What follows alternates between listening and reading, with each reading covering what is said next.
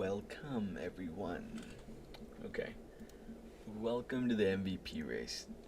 This race, it's obviously between two players. Come on, we all know that. Matthew Stafford, Drake May, come on. But the question is, who actually deserves it? I'll be explaining it here. So before we get into this, like, subscribe, and leave down in the comments who you think the MVP is. Because a lot of people have different opinions. A lot of people don't even think it might be these two people. But be honest. Come on, it is. Uh, like, subscribe. Obviously, it helps me, helps this channel grow, and lets me know that people actually care about this, the NFL content I make. Anyway, okay. So firstly, let's talk about the Patriots and Rams defense, because let's be honest, those really do contribute to wins, obviously. So the Rams, at total tackles, they ended up the season with 1,208 tackles. Pretty good. They had 74 sacks, 66 tackles for loss, 82 passes defended, 16 interceptions, a touchdown, 12 forced fumbles, two block kicks, and then their field goal ratio was 22-28. That is their defense was absolutely insane this year. If I don't think they led the league in sacks, but I think they were definitely up there. Now comparing it to the Patriots defense, 1,222 tackles, 35 sacks. That is what, 13 or 12 sacks less than the Rams. However, they did have 87 tackles for loss, so the running backs clearly they faced clearly weren't that good, or the O lines weren't that good. They had 67 passes deflected, 6-7, um, which that's 15 more for the Rams.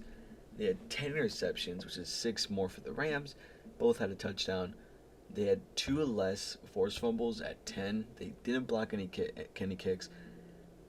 And their kicker was genuinely terrible, 17 for 27. So, what does this mean?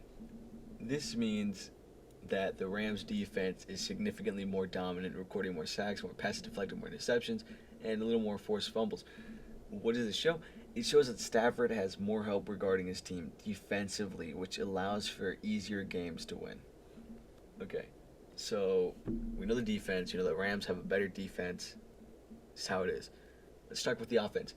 The Patriots' offense, wide receivers 1, 2, and 3, being Stephon Diggs, Keyshawn Bout, and Kyle Williams. And I'm going to be completely honest, they were terrible. Stephon Diggs recorded a little over 1,000 yards in 17 games played. He averaged 11.9. He had 4 touchdowns, 85 receptions, and his yards after catch were genuinely terrible at 4.3, with 100 targets, making him the 44th most targeted wide receiver in the NFL. That is terrible, especially since he's a wide receiver 1. Wide receiver 2, Keyshawn Boot, 551 yards, 14 games. He missed 3 games. He had a 16.7 average, which is not that bad. But then again, he only had like 551 yards and 33 receptions. He had 6 touchdowns, and he had a terrible yard after catch average at 1.2. And then, of course, there's Kyle Williams, 29 yards, 17 games. Like I said with Keyshawn Boot, it's crazy average, but at the same time, low yardage. So 20.9 at the average, 3 touchdowns, 10 receptions, which is kind of crazy that you have 209 yards on 10 receptions, and then a lot better than the other two, 7.8 yards at the catch. So a lot of that was might have just been Kyle Williams. So this is the Patriots' main offense with Stephon Diggs kind of leading the wide receivers, and everything clearly shows that this offense is generally terrible. Wide receiver 5, you have Demario Douglas, who recorded 447 yards, 17 games, 3 touchdowns, 14.4 in average, and a pretty good yard after catch average at 7.1 with the no receptions. That's not bad, which is why I'm kind of wondering, why is he not one of the main wide receivers, along with Matt Collins, who I think was originally one of the main wide receivers before he got injured. Who he recorded 550 yards, 15 games, 2 touchdowns, which in the entire season that is terrible. Like even if you're a main wide receiver, he had a 12 average and a terrible 2.4 yard after catch with 46 receptions. Wide receiver 4 and 5, they both have a good chunk of yards, showing that May doesn't need the best wide receivers. He just needs someone who can catch. The main thing about this offense is how little the yards after catch are. May doesn't have much help on this offense. So, going down to the other major parts of this offense, I said offense like 5 times. Team, Hunter Henry, 768 yards, 17 games, 12.8 average, 5.6 yards of the catch, which is not bad. That is actually really good. And then 7 touchdowns, marking him fifth in the league in touchdowns per tight end.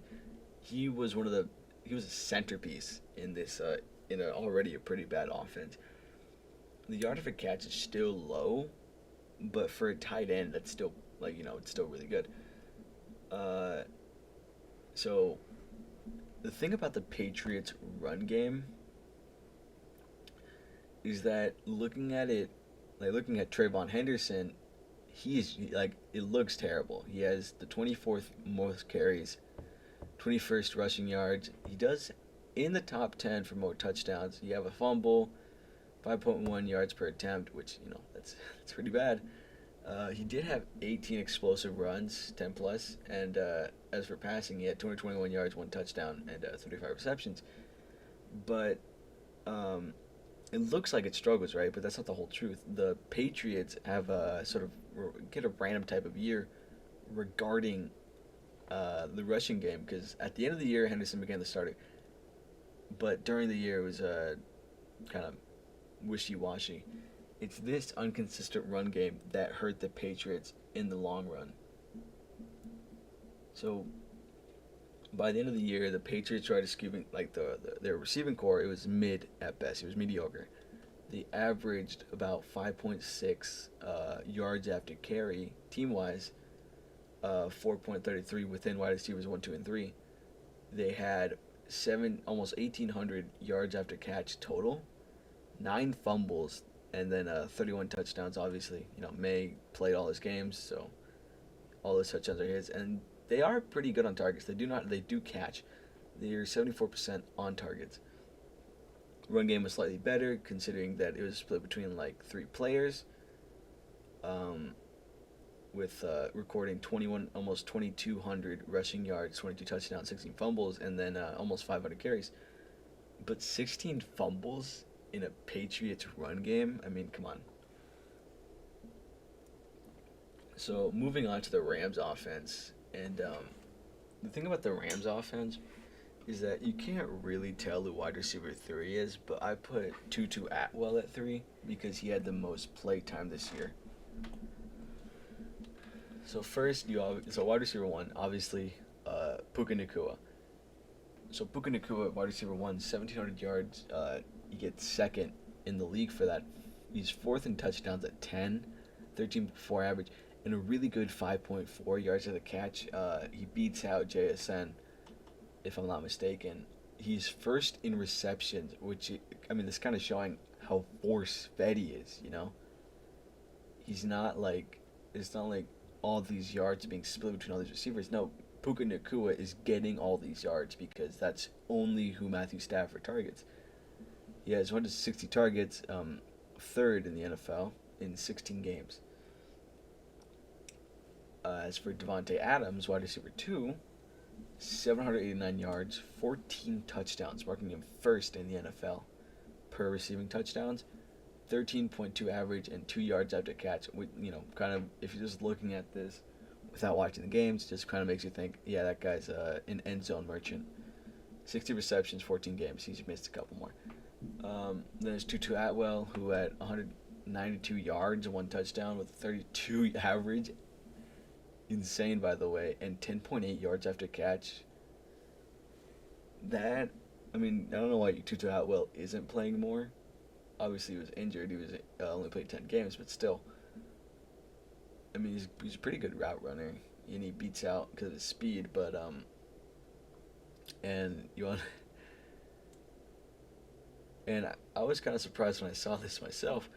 192 yards in 6 receptions. He is very obviously the Rams' deep threat. But I mean, look, you go from 17 to 800 to 200 yards. Like, that it's so obvious that you have favorite that Stafford has favorites. Like his looking at Puka Nakua, the stats show that the Rams core is generally being force fed by Stafford.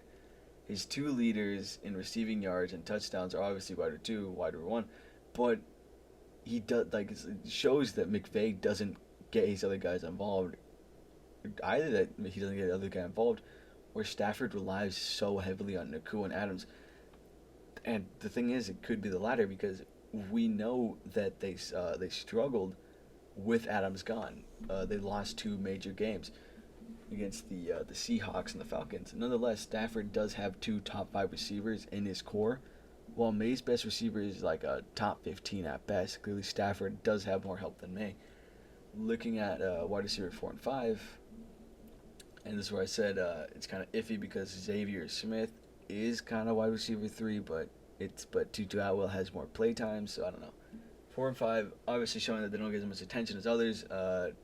With Xavier Smith having 303 yards, 0 touchdowns. So yeah, that's gotta kind of show something.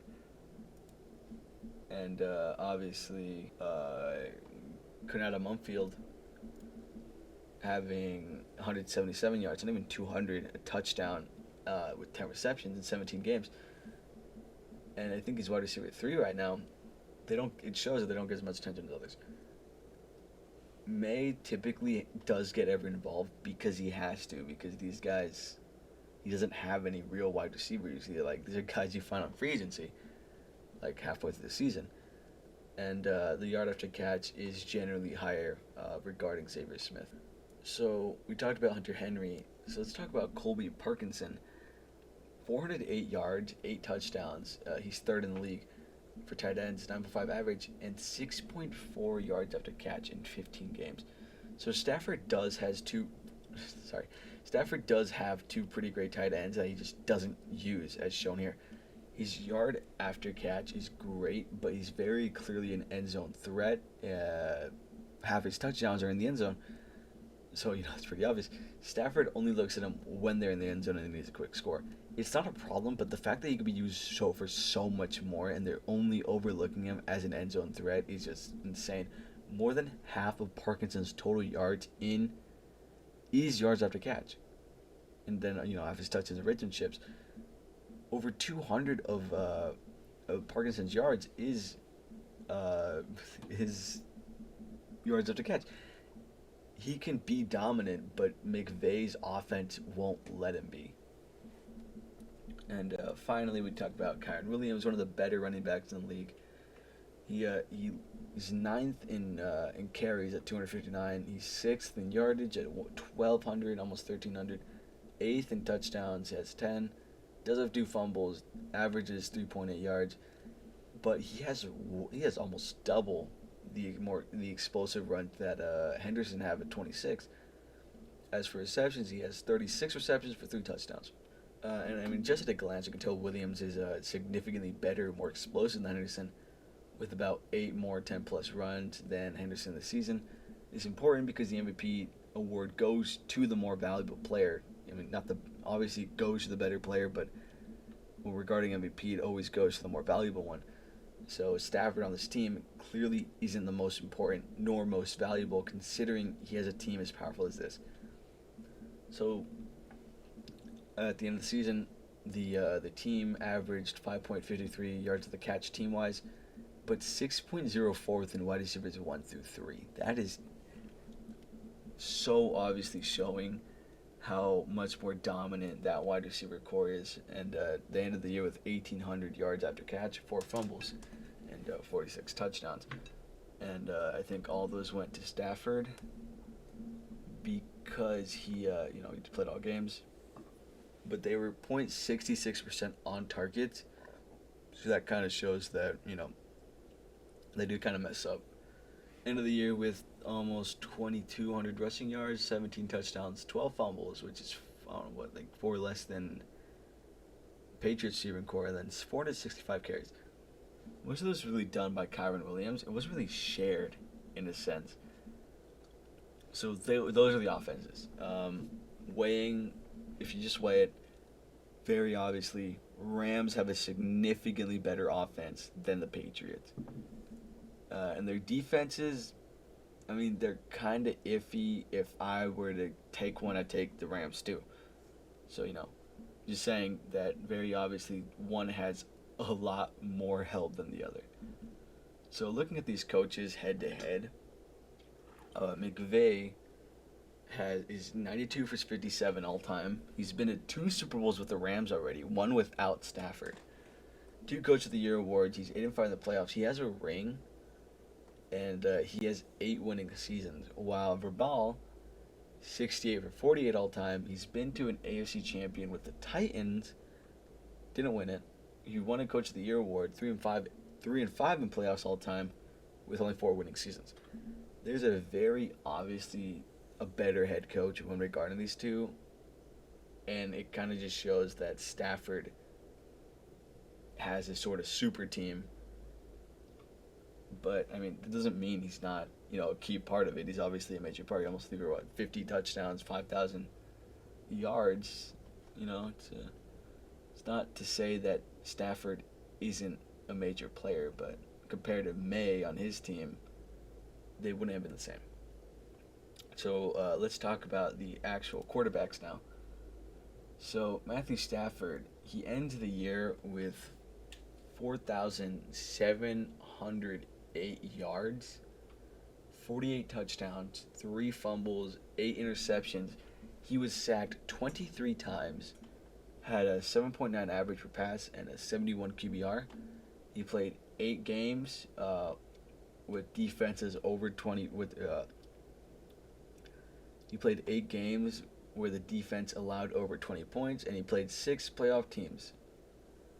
All those teams, I believe, were not all of them, but I know that there was about 6 teams that were over 500 that he played. Then there's Drake May, who, believe me or don't, but he actually ended the year with more yards than Stafford. He had 4,855 total yards, 35 touchdowns, 2 fumbles, 8 interceptions. He was sacked 47 times. I feel like that alone shows the difference between offensive lines.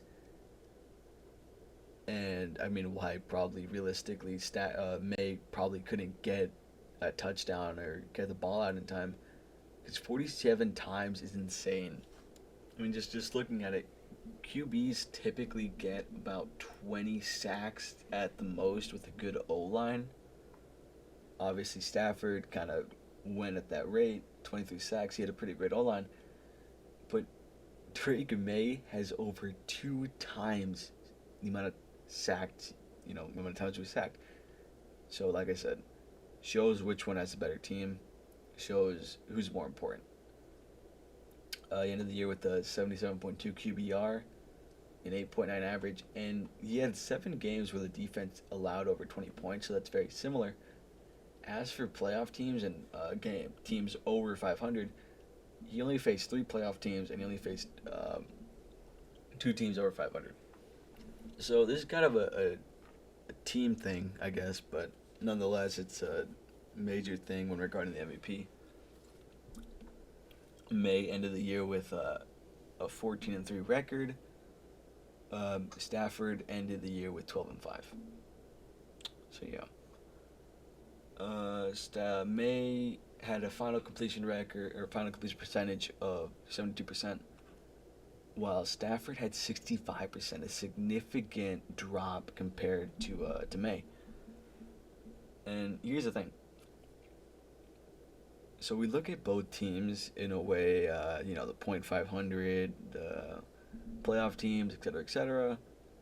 But let's talk about actual defenses, because the MVP doesn't care about how many teams you played or what their record was. It cares what the strength of the teams you faced were. and both teams faced four top 10 or both quarterbacks faced four top 10 defenses.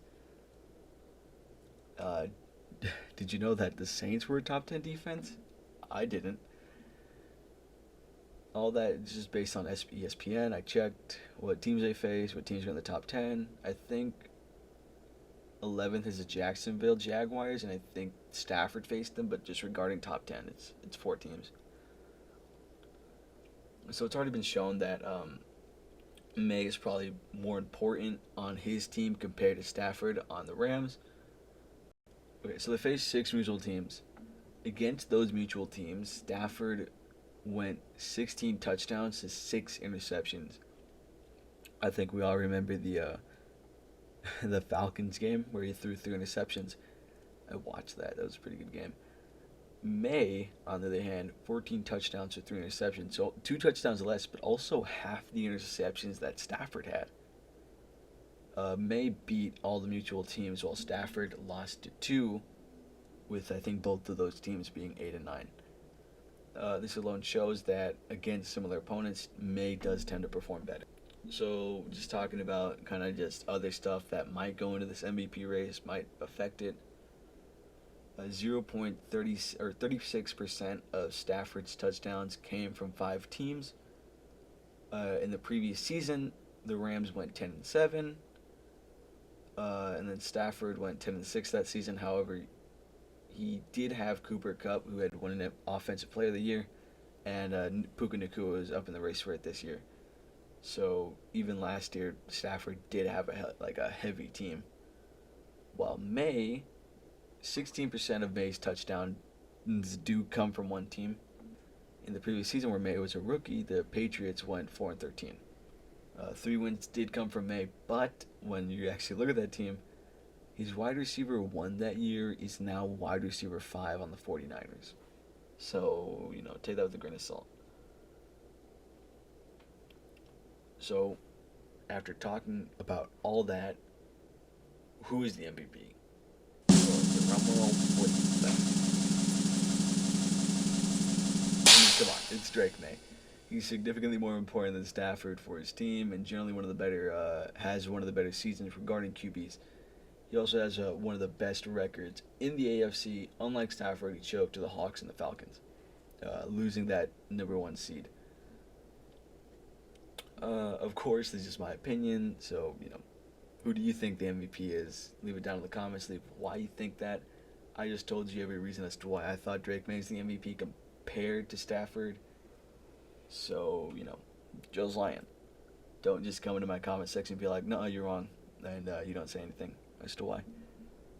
But, yeah, Drake May, realistically, is the MVP. This is what it looks like, by the way. This is what it all looked like to kind of write all these facts down or whatever.